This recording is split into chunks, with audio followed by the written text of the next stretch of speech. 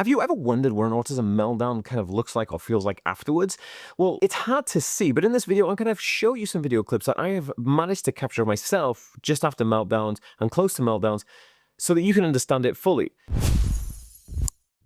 Oh, and FYI, guys, there's no way we can film a meltdown typically because unless it's on a security camera footage, it's hard to just whap your phone out and film yourself having a meltdown because you don't know when it's going to happen and it's the last thing you're going to think about when you're doing it. So it's really interesting. Autism has many variable differences that will impact you throughout your entire life. Autistic people will have meltdowns, and meltdowns are very similar to kind of like a nervous breakdown, but quite regularly. And it's really interesting because a lot of people who are neurotypical or not autistic will experience some things like this, but they will never experience it the same way as an autistic person experiences it in the magnitude and scale of an autistic person. You could have multiple meltdowns every day if you're an autistic person, and I'll get into why that happens and some tips actually to how to overcome that and stop that happening so much if you're an autistic person. But if you're here to learn more, then buckle up. So guys, my name is Dan and I actually have autism and ADHD, so if you're new around here and you want to learn more about all this stuff, I do weekly, daily videos all about this stuff. So you can follow along here by hitting the subscribe button down below, or you can just watch on Facebook and Instagram and TikTok by clicking follow. So how does this work? An autism overload is basically stimulated by a trigger or an external trigger, right? And this could be like listening to more than one sound happening at any one time. This could be certain smells. Could be going to a bar and there's many people there. And what happens is, there's a change in your typical or your expected experience of a situation.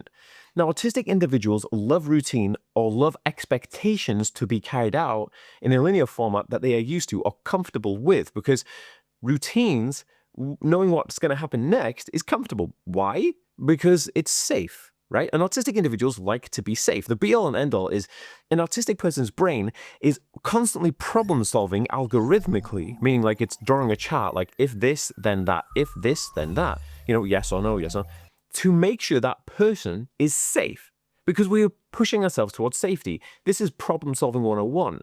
And autistic individuals will always have this idea that we are moving towards problem solving constantly. Like autistic individuals constantly problem solve. I'm obsessed with problem solving. Behind me is awards that I have won, from MIT, YouTube, We Go Health, Autism Hero Award, Business Smart Award. All these things happened because I became more confident than I ever imagined.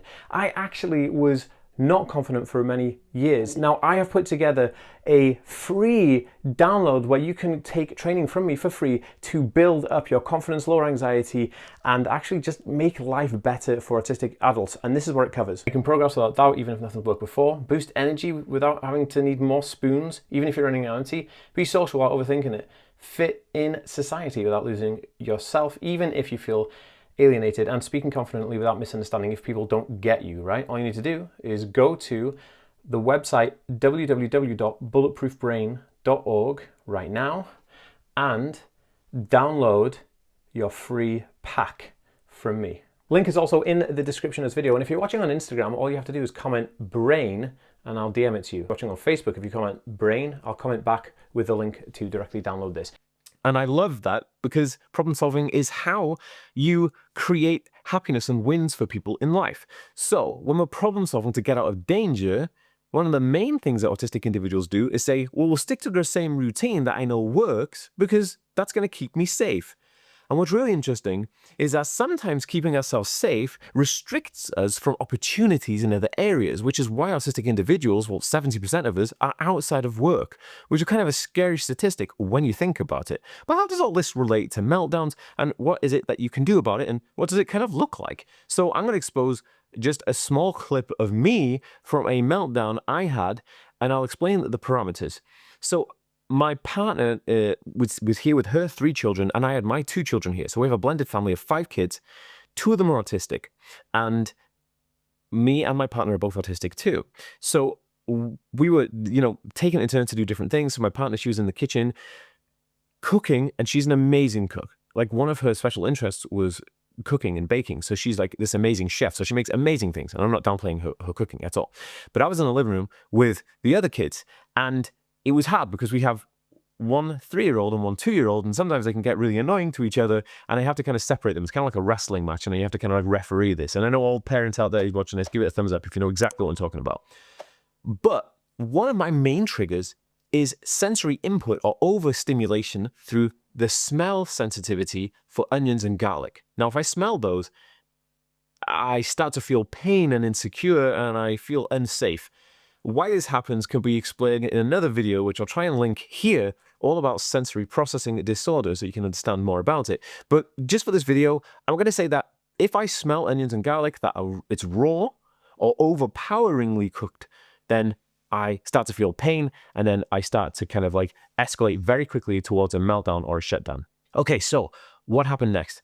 So my partner, being an amazing chef, always cooks with onions. So she said, hey, can I dice some onions up and I cook them with the window open, put the extractor fans on, and close the kitchen door, that way you won't smell it. I said, yeah, okay. But on this particular day, my senses were already hammered by the children's noise, and so now I'm heightenedly alert to anything and everything that may cause a trigger, because triggers are subjective sometimes to the environment that you're in. So at that moment in time, she started cooking with onions, and slowly but surely, the smell of onions filled the room. At one point, I was on my hands and knees on the floor, crying in pain because of the smell of onions, and there's nothing I could do about it. I couldn't leave the room because I had to, be with these two children, and I couldn't leave them alone, right? And then I couldn't take them both with me because they were not getting along. So I was kind of stuck in that moment. So what do I do? So I had to endure it, and it was painful. And here's the clip of what that kind of felt like and looked like.